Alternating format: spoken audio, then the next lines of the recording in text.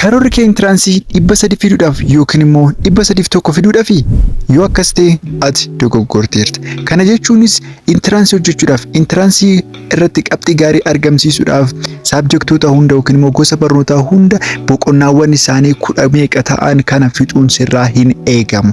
Akkamittiin ji'a 3 keessatti akka qophooftee intiraansiidhaaf qabxii gaarii fiduuf qophooftu waliin kan ilaallu ta'a jechuudha. Viidiyoo kana subscribe, like, share gochuudhaan jalqaba. Let's begin. Hojiin keenya jalqabaa fi murteessaan sagantaa qo'annaa gadi fageenya qabu faafachuudha jechuudha. Karoora hin qabaatiin dubbisuun akka nama deemsa fagoo bakka itti deemu hin beeknetti deemu jechuudha. Qormaataaf ji'a 3 qofa waan qabduuf yeroo kee daqiiqaa tokko illee qulqullinaan itti fayyadamuu qabda. Sagantaan kee kan dhugoomaa ta'ee fi hordofuuf kan nama hin rakkisne ta'uu qaba. Kunis guyyaa tokko yookiin sagantaa guyyaa bakka garaagaraatti qoqqooduudhaan qo'achuu kan dandeessu ta'a jechuudha. Ganama sammuun kee odoo hin dadhabin barnoota akka herreegaa fi fiiziksii warreen yaada xiinsammuu akkasumas immoo herreega gurguddoo qaban yaaluun yookiin hojjechuun sammuun kee akka dagaagu gochuu dandeessa. Waaree booda immoo kan itti dubbisuu qabdu barnoota akka dubbisee hedduu barbaadan kan akka biyooloojii kanneen akka histirii wanneen akkasii kana dubbisuu qabda. Akka qorannoon saayinsii jedhutti sa'aatiiwwan akkasii kana yeroo deddeebi'anii sammuun keenya haala hedduutiin qabachuu danda'a yookiin immoo akka hin rafanne gochuu ni dandeenya. Yeroo kana immoo sammuun keenya akka hin dhufne yookiin immoo akka hin dadhabne jechuudha. Teekniikii yookiin immoo tooftaawwan Pomodoro jedhamu tokko fayyadamuu dandeenya. Kana jechuun immoo daqiiqaa 25 dubbisuudhaan daqiiqaa 5 qo'achuu jechuudha. Kun immoo riiwaard yookiin immoo badhaasa sammuu keenya kennuutti kan lakkaa'amudha jechuudha. Qorumsa seensaa milkaa'uuf beekumsa qabaachuu qofni barbaachisaa miti yookiin beekumsa qabaachuu qofti qorumsa seensaa darbuun nama jechisiisa miti. Tooftaa gaaffii dubbisuu akkasumas immoo tooftaa gaaffii intiraansii ittiin hojjetan beekuun barbaachisaadha. Gaaffiiwwan waggoota darbanii irra deddeebiidhaan dhufan yookiin immoo gaaffiiwwan waggoota darbanii poorshinii yookiin immoo yuunitii irra caala dhufa jettanii yaaddan koovar gochuu qabdu jechuudha. Kana jechuunis irra deddeebitanii yaaluu kan qabdan jechuudha. Kunis tooftaawwan ittiin hojjechuu qabdan akkasumas immoo sa'aatii keessan akkamitti akka itti fayyadamtan kan isin barsiisu ta'a jechuudha. Gaaffiiwwan hedduu intiraansii waggoota darbanii irra deddeebuudhaan sa'aatii fudhattanii kan ittiin yaaltan yoo ta'e karaa dhufuufis isin rakkisu jechuudha. Yeroo kanas yeroo hojjettan jechuudha sa'aatii qabachuudhaan sa'aatii qormaataa maatsiidhaaf fakkeenyaaf maatsiidhaaf histiriidhaaf sa'aatiiwwan garaagaraa kennama. Sa'aatii kana irratti madaaluudhaan sa'aatii akkuma qormaataa irratti teessanitti hojjechuu qabdu jechuudha. Kunis kan isin madaalu sababni isaas onlaayinii fudhattu waan ta'eef kan isin madaalu sa'aatii keessanitti yeroo kamitti akka fayyadamtan akkasumas osoo hin dhiphatin akkamittiin qormaata keessan fixxanii akka baatan kan isin gargaaru jechuudha. Kanaafuu sa'aatiitti fayyadamuudhaaf ammumaan shaakaluun baay'ee barbaachisaadha jechuudha. Amma immoo yeroo qo'annaa ji'a 3 kana keessatti akkamittiin akka gargar qoonnee qo'annu kan laallu ta'a jechuudha.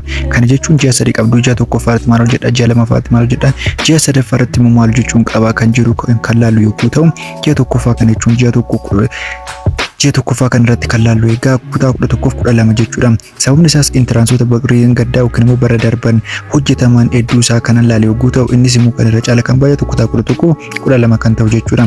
Kutaa 11-12 ji'a tokkoon kana koovar gochuu qabda jechuudha. Kana jechuunis akka qorannoon yookiin immoo akka barattoonni barreen gaddaa bara darban waggaa lamaan kana irraa qoradhete jechuudha. Kan isaan jedhan kutaa 11 fi 12 irra hedduu akka dhufe akkasumas immoo isa dubbisuudhaan hedduu akka fayyadaman kan heeran yogguu ta'u anis kanan isin yeroo egaa kutaa 12 fi 11 seeraan dubbisuu qabdu jechuudha.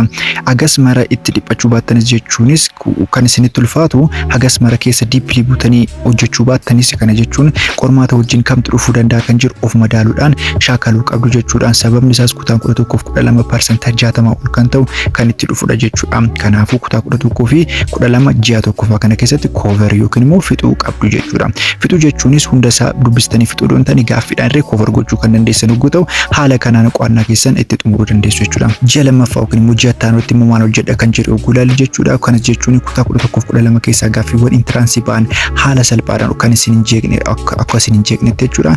Kan rivaayis gootan jechuudha. Kutaa 11-12 gaaffii hojjechuudhaan kutaa 10 fi immoo 9 rivaayis gochuudhaan jechuudha. Bakka isinitti ulfaate deebi'uudhaan viidiyoowwan garaagaraa fayyadamuudhaan wajjin diiskas gochuudhaan gaaffii hojjechuu qabdu jechuudha. Kutaa 11-12 gaaffii hojjechuudhaan kutaa 9 fi 10 immoo rivaayis gochuudhaan kan isin deemuu qabdan jechuudha. Sabjektoota kanneen akka bayooloojii kanneen akka fiiziksii kunnootiiwwan hedduu kutaa 10 keessaa akkasumas konseptiiwwan hedduun kan kutaa 10 keessaa kan ba'an jiru soo isaan keessaa diippilii keessa seenuudhaan rivaayis gootu jechuudha. Kana jechuunis gaaffii hojjechuu immoo kan hin dhiisne kutaa 11-12 gaaffii hojjechuu keessan dhiisuu hin qabdan jechuudha. Gara isa dhumaaf immoo isa of qopheessuu dandeessan yookiin immoo gara isa dhumaatti gurguruu ji'a sadaffaatti maal hojjechuu danda'a kan jettu gulaaltan jechuudha.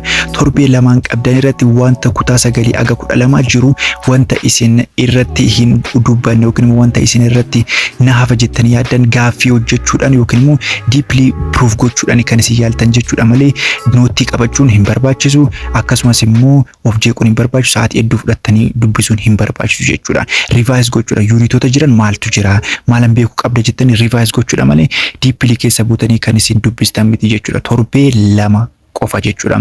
Torbee isa taanutti maal gootu jechuudha? Sammuu keessan free gootu jechuudha.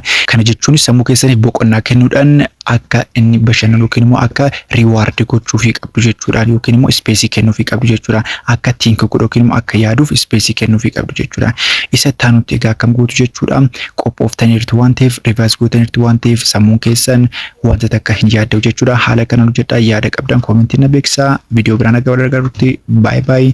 Hiriyoota keessaniif erguudhaan pilaanii kana fayyadamaa isiniin jira. Yaada qabdan immoo koomentii irra kaa'uun dagatinaa. Subscribe, like, share. Ciao ciao.